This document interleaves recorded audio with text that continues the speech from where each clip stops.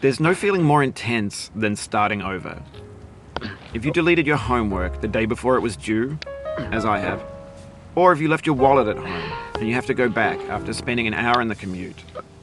If you won some money at the casino and then put all your winnings on red but it came up black. If you got your best shirt dry cleaned before a wedding and then immediately dropped food on it. If you won an argument with a friend and then later discovered that they just returned to their original view. Starting over is harder than starting up. If you're not ready for that, like if you've already had a bad day, then what you're about to go through might be too much. Feel free to go away and come back. I'll be here. Alright, thanks for coming with me on this trip. And I'll understand if you have to take a break at any point. Just find a safe place to stop and quit the game. And don't worry, I'll save your progress, always, even your mistakes. This game is a homage to a free game that came out in 2002 titled Sexy Hiking. The author of that game was Jazuo, a mysterious Czech designer who was known at the time as the father of B games. And B games are rough assemblages of found objects. Designers slap them together very quickly and freely, and they're often too rough and unfriendly to gain much of a following. They're built more for the joy of building them than as polished products. In a certain way, Sexy Hiking is the perfect embodiment of a B game. It's built almost entirely out of found and recycled parts, and it's one of the most unusual and unfriendly games of its time. In it, your task is simply to drag yourself up a mountain with a hammer. And that act of climbing, in the digital world or in real life, has certain essential properties that give the game its flavor. No amount of forward progress is guaranteed. Some cliffs are too sheer or too slippery. And the player is constantly, unremittingly in danger of falling and losing everything. Anyway, when you start Sexy Hiking, you're standing next to this dead tree that blocks the way to the entire rest of the game. It might take you an hour to get over that tree, and a lot of people never got past it. You prod and you poke at it, exploring the limits of your reach and your strength, trying to find a way up and over. And there's a sense of truth in that lack of compromise. Most obstacles in video game worlds are fake. You can be completely confident in your ability to get through them once you have the correct method or the correct equipment or just by spending enough time. In that sense, every pixelated obstacle in Sexy Hiking is real. The obstacles in Sexy Hiking are unyielding, and that makes the game uniquely frustrating. But I'm not sure Jazuo intended to make a frustrating game. The frustration is just essential to the act of climbing, and it's authentic to the process of building a game about climbing. A funny thing happened to me as I was building this mountain. I'd have an idea for a new obstacle, and I'd build it, test it, and it would usually turn out to be unreasonably hard. But I couldn't bring myself to make it easier. It already felt like my inability to get past the new obstacle was my fault as a player rather than as a builder. Imaginary mountains build themselves from our efforts to climb them, and it's our repeated attempts to reach the summit that turns those mountains into something real. When you're building a video game world, you're building with ideas, and that can be like working with quickset cement. You mold your ideas into a certain shape that can be played with, and in the process of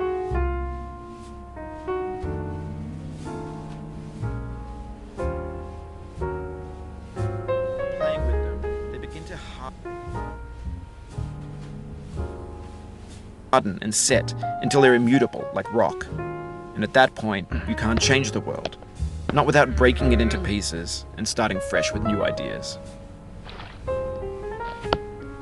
For years now, people have been predicting that games would soon be made out of prefabricated objects, bought in a store and assembled into a world. And for the most part, that hasn't happened, because the objects in the stores are trash. I don't mean they look bad or that they're badly made, although a lot of them are. I mean they're trash in the way that food becomes trash as soon as you put it in the sink. Things are made to be consumed and used in a certain context, and once the moment is gone, they transform into garbage. In the context of technology, those moments pass by in seconds. Over time, we've poured more and more refuse into this vast digital landfill that we call the internet. It now vastly outnumbers and outweighs the things that are fresh and untainted and unused. When everything around us is cultural trash, trash becomes the new medium. the lingua franca of the digital age. And you can build culture out of trash. But only trash culture. B games, B movies, B music, B philosophy. Maybe this is what digital culture is. A monstrous mountain of trash, the ash heap of creativity's fountain. A landfill with everything we ever thought of in it. Grand, infinite, and unsorted. There's 3D models of breakfast, Gen X's fanfic novels, scan magazines, green screen Shia LaBeouf, banned snuff scenes on LiveLeak. Facebook's got lifelike bots with unbranded adverts and candid shots of Kanye and Taylor Swift mashups, car crash epic failed GIFs, Russian dashcam vids, discussions of McRibs, discarded, forgotten, unrecycled, muddled, rotten, untitled. Everything's fresh for about 6 seconds, until some newer thing beckons, and we hit refresh. And there's years of persevering, disappearing into the pile, out of style, out of sight. In this context, it's tempting to make friendly content that's gentle, that lets you churn through it but not earn it. Why make something demanding if it just gets piled up in the landfill, filed in with the bland things? When games were new, they wanted a lot from you. Daunting you, taunting you, resetting and delaying you. Players played stoically. Now everyone's turned off by that. They want to burn through it quickly. A quick fix for the fickle, some tricks for the clicks of the feckless. But that's not you, you're an acrobat. You could swallow a baseball bat. Now I know, most likely you're watching this on YouTube or Twitch, while some dude with 10 million views does it for you. Like a baby bird being fed chewed up food. That's culture too. But on the off chance that you're playing this, what I'm saying is, trash is disposable, but maybe it doesn't have to be approachable. What's the feeling like? Are you stressed? I guess you don't hate it if you got this far. Feeling frustrated? It's underrated. An orange is sweet, juicy fruit locked inside a bitter peel.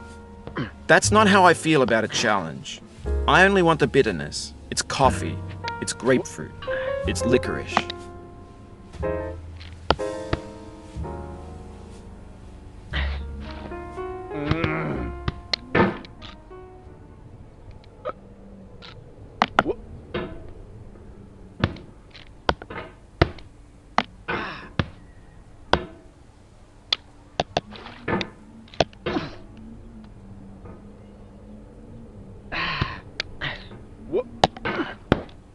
Oh, you just lost a lot of progress. That's a deep frustration, a real punch in the gut.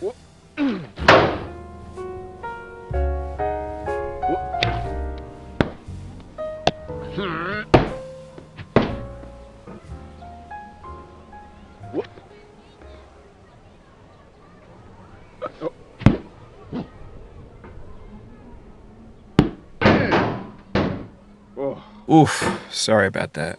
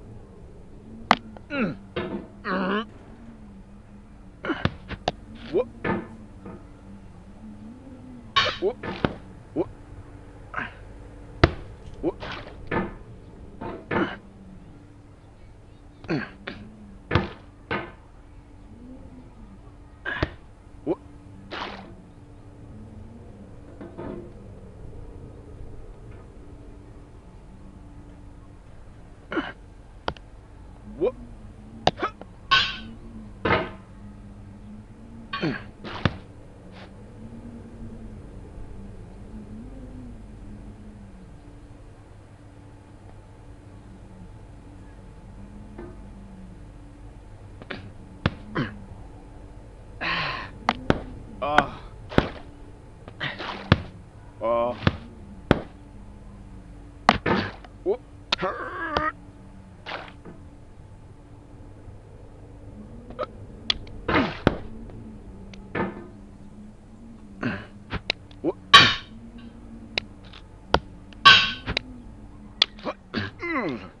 it happened again. Keep on trying, don't let it get to you.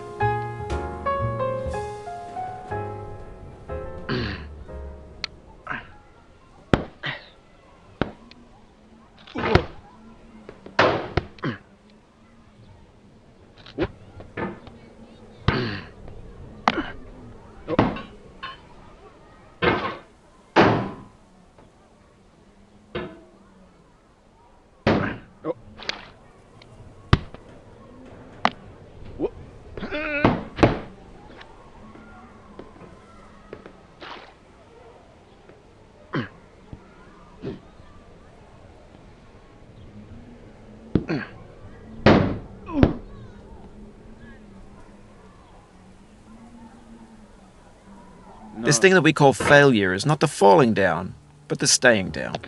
Mary Pickford.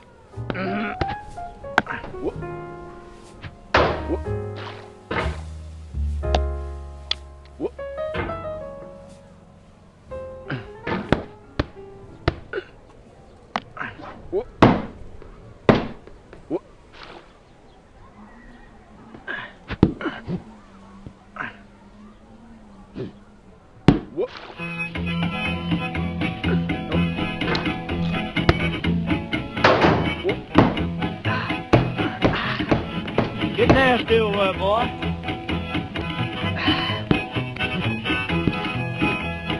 Going down the road feeling bad. I'm going down the road feeling bad. Going down the road feeling bad, and I ain't going to be treated this way.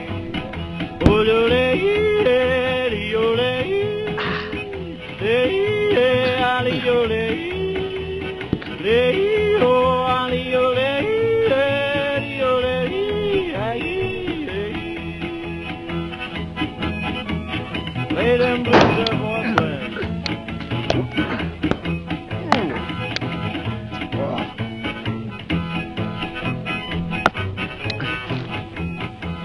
down in the jail on my knees. I'm down in jail on my knees.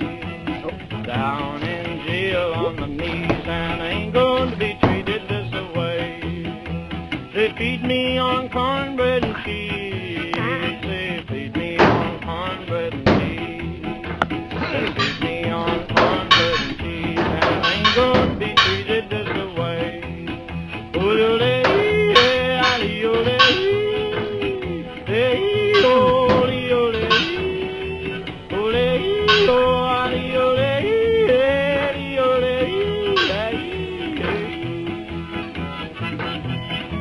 Let's go down, boys.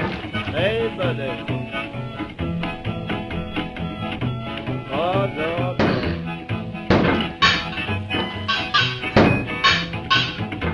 $10 shoe fits my feet.